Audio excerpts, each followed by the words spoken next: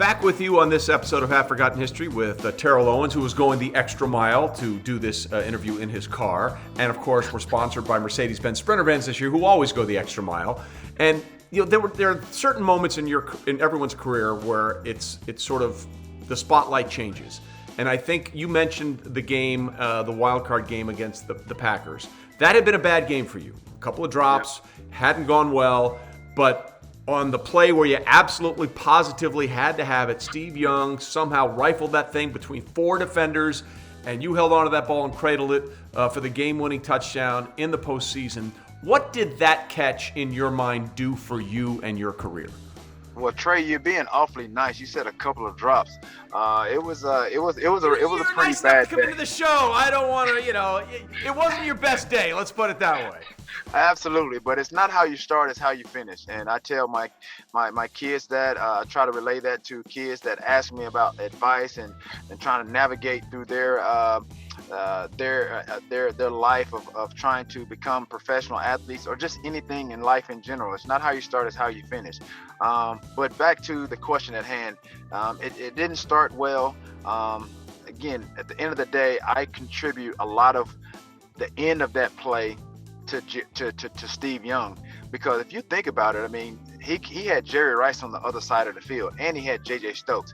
These guys obviously had more experience than I did, and he had the great hands of number 84 Brent Jones on the field. Yeah, so to absolutely. think about it, Steve Young could have clearly forced this ball to the greatest receiver of all time in Jerry Rice, but a credit goes to him for being so cerebral and sticking to what he saw.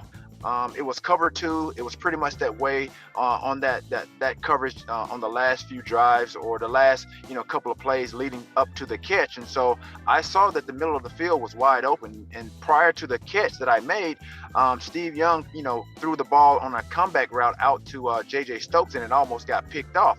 But I knew on that particular play that I almost got picked off, I was wide open down the middle. So when I went back to the huddle, I don't know, I think it may have mentioned something to Steve about the middle being open, but I saw if we ran that play again, in which we did, it was just a different play on the outside. We had to take a shot, Trey. We had to take a shot to give ourselves an opportunity to win the game. And so when they called the play, I was pretty much lined up in the same position in the slot.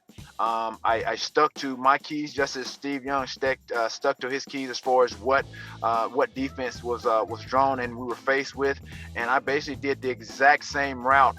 And I basically just went my depth and crossed the safety's face. As soon as I looked to the inside, I saw the ball coming straight down the middle.